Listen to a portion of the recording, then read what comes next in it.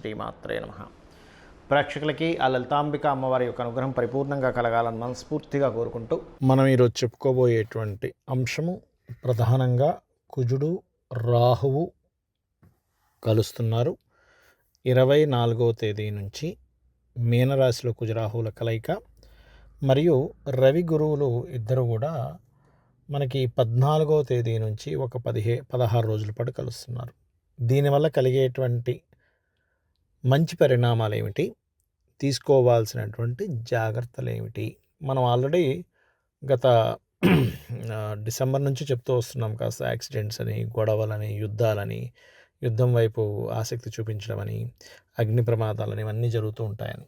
కాకపోతే ఈ కాంబినేషన్ ఉన్నప్పుడు ఇంకొంచెం ఎక్కువగా జరుగుతుంటాయి. కాబట్టి దీనికి సంబంధించిన పరిహారం ఏం చేసుకోవాలనేటువంటి విషయాన్ని మనం ఒక్కొక్క లగ్నరీత్యా తెలుసుకుందాం. తులాలగ్నము, తులారాశి. తులవారికి కనుక చూసుకున్నట్లయితే 6వ స్థానంలో కుజరాహువుల యొక్క కలయిక, 7వ స్థానంలో రవి గురువుల యొక్క కలయిక కలుగుతుంది. దీనివల్ల ఏమిటి, 6వ స్థానంలో పాపగ్రహాలు ఉండడం మంచిదే, అందులో ఎటువంటి సందేహం లేదు. శత్రువుపై జయాన్ని, శత్రువు అంటే అంతర్గత శత్రువులు ఉంటారు, మనకి బాహ్య శత్రువులు ఉంటారు. ఎంతసేపు మీ చుట్టూ ఉన్న వాళ్ళని శత్రువులు అనుకోకండి. అంతర్గతంగా ఆలస్యం చేయడం ఒక శత్రువు, నెగ్లిజెన్సీ ఒక శత్రువు, కామ క్రోధ మదమాత్సల్యాలు ఒక శత్రువు. కాబట్టి ఏమిటంటే ఇవన్నీ కూడా అంతర్గత శత్రువుల్ని జయించేటువంటి యోగము కలుగుతుంది. అలాగే బాహ్యంగా ఉండేటువంటి శత్రువులు అంటే మనం ఒక మంచి పని చేద్దామన్నా కూడా మన మీద ఏదో ఒక పుకారు, ఏదో ఒక బ్యాడ్ ఇది చేసే వాళ్ళ యొక్క నాశనం కూడా జరుగుతుంది తులవారికి.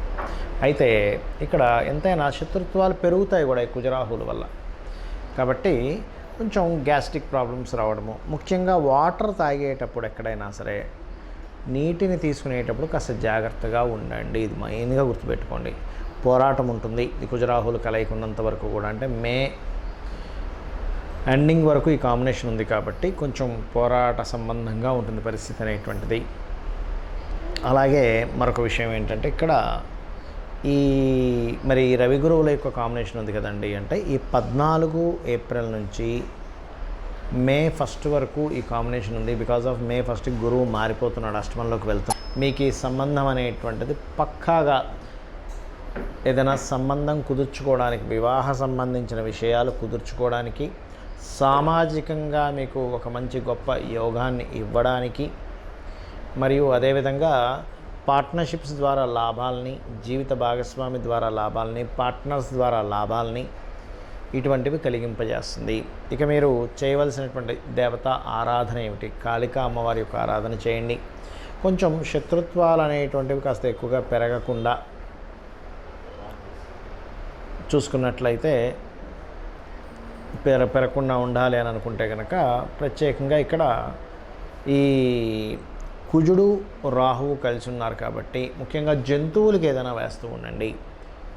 ఈ జంతువులకు సంబంధించిన వాటికి ఏదైనా వేయడము అంటే ఈ కోళ్ళు, మన పౌరాలకు కావచ్చు, లేకపోతే సునకాలకు కావచ్చు, లేనట్లయితే గోవులకు కావచ్చు, ఏదైనా తినిపిస్తూ ఉండండి. ఆ రకంగా తినిపిస్తూ ముఖ్యంగా మీరు దేవతా ఆరాధన గనక చేసినట్లయితే, ముఖ్యంగా సుబ్రహ్మణ్యేశ్వర స్వామి ఆరాధన, దత్తుడు ఆరాధన చేసినట్లయితే అన్ని విధాలా మీకు బాగుంటుంది.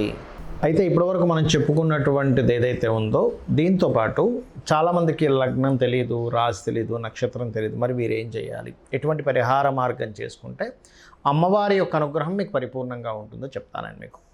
ముఖ్యంగా ఈ కాంబినేషన్ ఉన్నందుకు మీరు నవగ్రహాలలో కుజ రాహుగ్రహాలు ఉంటాయి, అక్కడ చక్కగా నేతితో దీపము వెలిగించండి. ఏ రోజు వెలిగించాలి, మంగళవారం కానీ శనివారం కానీ వెలిగించవచ్చు. అలాగే మీకు దగ్గరలో ఆలయాల్లో రావి చెట్టు ఉంటుంది, రావి చెట్టు వేప చెట్టు కలిసి ఉన్నటువంటి ప్రదేశం మనకి ఆలయాల్లో కనిపిస్తూ ఉంటుంది. దాని కిందనే మనకి సర్ప ప్రతిష్టలు కూడా చేసి ఉంటాయి.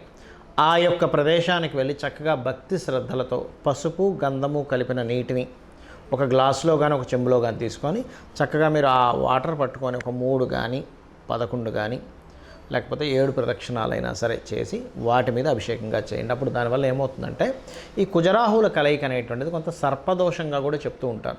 అయితే అది జలరాశుల్లో జరిగింది కాబట్టి జలముతో అభిషేకం చేయడం వల్ల, మరియు శివాలయంలో ఏదైనా మీకు దగ్గరలో ఉండే శివాలయాలకు వెళ్ళి అక్కడ పసుపు కలిపిన లేదా గంధం కలిపిన నీటితో శివుని మీద ఒక చెంబుడు నీళ్లు కనుక మీరు భక్తి శ్రద్ధలతో వేసినట్లయితే మీ నక్షత్రం ఏదైనా కానివ్వండి, రాశి లగ్నం ఏదైనా కానివ్వండి, మీకు ఈ దోషం అనేటువంటిది అంటదు. ఇది గుర్తుపెట్టుకోండి. మరి ఇక్కడ మరొక విషయం ఏంటంటే, చాలామందికి ఆలయం దగ్గరగా లేదు అనుకుందాం. అప్పుడు ఏం చేయాలి? గోవుకి చక్కగా క్యారెట్లు 4 ఉండలు చేసినటువంటి బెల్లము తినిపించండి. అయితే ఇక్కడ మరొక విషయం నేను మీకు చెప్తాను. ఎప్పుడు కూడా మీ జన్మజాతకాల్లో కనుక ఈ బ్యాడ్ కాంబినేషన్స్ అంటారు, అంటే శని కుజులు కానీ, అంటే కుజుడు పాడై లేదా రాహు పాడై ఉన్న వాళ్ళు మరింత జాగ్రత్త తీసుకోవాలి. అయితే దీనికి మనం దశ, అంతర్దశ, భుక్తి కూడా మనం పరిశీలన చేసుకోవాలి పర్సనల్ చార్ట్లో. ఎందుకంటే ఇవన్నీ గోచారంలో జరిగేటువంటి ఫలితాలు ఇవన్నీ. కానీ అన్నిటికంటే ముఖ్యంగా మన పర్సనల్ చార్ట్లో మనం ఏ లగ్నం, మనం జన్మించినప్పుడు ఏ లగ్నం ఉంది, ఆ లగ్నాధిపతి ఉన్నటువంటి స్థితి ఏమిటి, ఆ ధనాధిపతి ఉన్న స్థితి ఏమిటి, అంటే మనకి ఎందుకు ఇంత ఇబ్బంది పడుతున్నాం, పూర్వజన్మలో చేసుకున్న కర్మ ఏమిటి, ఇప్పుడు దాన్ని ఏ రకంగా చాలా సింపుల్గా భయపడిపోవాల్సిన అవసరమే లేదు. గుర్తుపెట్టుకోండి, చాలా సింపుల్గా అమ్మవారి ఆరాధన చేసుకున్నామా, అమ్మవారే రక్షిస్తుంది మనల్ని. ఏదో అయిపోతుంది, నాకేదో అయిపోతుంది, నా జాతకం బాలేదు, ఇవన్నీ పెట్టుకోకండి. నేను అమ్మవారిని నమ్ముకున్నాను, హ్యాపీగా నేను నమ్ముకున్నాను, నాకు అమ్మవారు చూసుకుంటుంది, చాలు. దుర్గా, ఓం దుర్గాయ నమః, కుజరాహు కలయికుంది, ఓం దుర్గాయ నమః, లేదా ఓం స్కందాయ నమః అనుకోండి, చాలు. అలాగే మీకు ఏంటంటే మీ పర్సనల్ చార్ట్లో ధనయోగం ఏ మార్గంలో ఉందనేది తెలుసుకోవాలి ఎప్పుడు కూడా. ఎందుకంటే అందరము కూడా ధన సంబంధించిన వాటి వల్లే కదండి ఇబ్బంది పడుతూ ఉన్నాం. ఆ రూట్ తెలిస్తే క్లియర్ అయిపోతుంది మనకి. తెలియక ఏం చేస్తామంటే రకరకాలవి చదువుతూ ఉంటాం, తెలియకుండా అందులో కష్టపడతాం, ఇందులో కష్టపడతాం, జీవితం అయిపోతూ ఉంటుంది. కాబట్టి మీ ధనాధిపతి ఎలా ఉన్నాడు, మీకెందుకు ధనపరంగా ఇబ్బంది వస్తుంది, ఏ గ్రహ కలయిక వల్ల వస్తుంది, దానికి చాలా సింపుల్గా లలితా సహస్రనామాలు నామాలు ఉన్నాయి మనకి ఫైనాన్షియల్ గ్రోత్కి. ఓం సంపత్కరీ సమారూఢ సింధుర వ్రజ సేవితాయే నమః అనేటువంటిది. ఆ రకంగా మీ ప్రయత్నకారకుడు ఎవరు, మీ థర్డ్ లార్డ్ ఎవరు, మీరు ఏ దిశలో నివసిస్తే బాగుంటుంది, ఏ డైరెక్షన్లో హౌస్ మీకు ఎంట్రన్స్ ఉంటే మీకు బాగా కలిసి వస్తుంది అనేది జ్యోతిష్ శాస్త్రంలో ఉంటుంది. అలాగే సంతాన అభివృద్ధి కానీ, వివాహం ఎప్పుడవుతుంది కానీ, చాలామంది చూడండి వివాహం ఎప్పుడవుతుందో అర్థం కాదు వారికి. ఆ రకరకాల ప్రయత్నాలు చేస్తుంటారు, వెక్స్ అయిపోతారు, ఏదో ఒకటి కానీ కాంప్రమైజ్ అవుతారు, తర్వాత ఇబ్బంది పడతారు. కాబట్టి వివాహ సమయం తెలుసుకోండి ఎప్పుడు మీ పర్సనల్ చార్ట్ ద్వారా. అదేవిధంగా మీరు ఉద్యోగం చేస్తే బాగుంటుందా, వ్యాపారం చేస్తే బాగుంటుందా, అందులో ఏ వ్యాపారం చేస్తే బాగుంటుంది. కొన్నిసార్లు కొంతమందికి వాళ్ళ జన్మజాతకంలో దశమ స్థానాధిపతి అంటారు, అంటే వృత్తిని ఇచ్చేటువంటి కారకుడు బలంగా లేడు, కొంచెం బలహీనంగా ఉన్నాడు. కానీ అతని బలము వేరే రాష్ట్రాలకు వెళ్ళడం ద్వారా, వేరే దేశాలకు వెళ్ళడం ద్వారా పెరుగుతుంది. వాళ్ళ జన్మజాతకంలో దశమాధిపతి ఆ కాంబినేషన్లో ఉంటాడు. అలాంటప్పుడు వాళ్ళకి ఇక్కడ ఉన్నప్పుడు ఏదో చిన్న చిన్న జాబులు చేస్తూ ఎంత టాలెంట్ ఉన్నా ఇబ్బంది పడేటువంటి వారికి వేరే దేశానికి, రాష్ట్రానికి వెళ్ళగానే గొప్ప స్థితికి వెళ్తారు. అప్పుడు అరే నేను ఇన్ని రోజులు ఇక్కడే ఉండిపోయి అనవసరం తప్పు చేశాను, ఇప్పుడు మంచి పని చేశాను అనిపిస్తుంటుంది. అది జన్మజాతకంలో కనబడుతుంది. కాబట్టి అది చూసుకోండి. అదేవిధంగా ఇన్వెస్ట్మెంట్స్ కానివ్వండి, విదేశీ యోగాలు కానివ్వండి, లైఫ్లో టర్నింగ్ పాయింట్స్ కానివ్వండి, ఇలాగా 1-2 అని కాదు, తల్లిదండ్రుల విషయం కావచ్చు, రిలేషన్స్లో కావచ్చు, మీకు ఎందుకు అపజయాలు వస్తున్నాయని, ఎందుకు జయం వైపు వెళ్ళాలంటే ఏం చేయాలనేటువంటి అన్నీ కూడా మీ జన్మజాతకంలో ఉంటాయి. మరి ఇవన్నీ మన జన్మజాతకంలో ఉంటే ఇప్పుడు మనం ఈ కుజరాహులు కలుస్తున్నారు, ఈ గోచార ఫలితాలు ఇలాగే ఇవన్నీ ఎందుకు చెప్పుకుంటున్నామని మీకు సందేహం కలగవచ్చు. ఏమిటంటే మనం ఒకటి తలుస్తాం, దైవం ఒకటి తలుస్తుంది అంటూ ఉంటారు చూసారా. అంటే మనం ఒక ప్లానింగ్ వేసుకుంటాం, కానీ కాలము దానికి అనుకూలిస్తే మన ప్లానింగ్ అద్భుతంగా వెళ్తుంది. కాలం దానికి అనుకూలించకపోతే మన ప్లానింగ్, మన కష్టం అన్నీ వేస్ట్ అయిపోతుంది. కాబట్టి కాలం ఎలా ఉంది చూసుకుంటున్నాం మనం. అంటే ఇప్పుడున్న గోచార గ్రహాలు ఎలా పనిచేస్తున్నాయి, ఇప్పుడు నేను ఈ ప్రయత్నం చేస్తున్నాను, గోచారంలో ఇది కనెక్టివిటీ ఉందా లేదా అంటే ఎలా అంటే సింపుల్ ఎగ్జాంపుల్ చెప్తాను చూడండి. మామిడి పండు ఇప్పుడు ఎండాకాలంలో పండుతుంది, మామిడికాయ ఇప్పుడు మనకు పండుగ వస్తుంది కదా. అదే నేను ఎండాకాలం అయిపోయిన తర్వాత శీతాకాలము, వర్షాకాలము నేను మామిడి చెట్టు దగ్గర కూర్చొని నాకు మామిడి పండు ఎప్పుడు పండుతుందా అని ఎదురు చూస్తే కాలం లేదు. అప్పుడు ఆ కాలంలో మీకు పండదు, మీకు ఎండాకాలంలోనే మీ చేతికి వస్తుంది.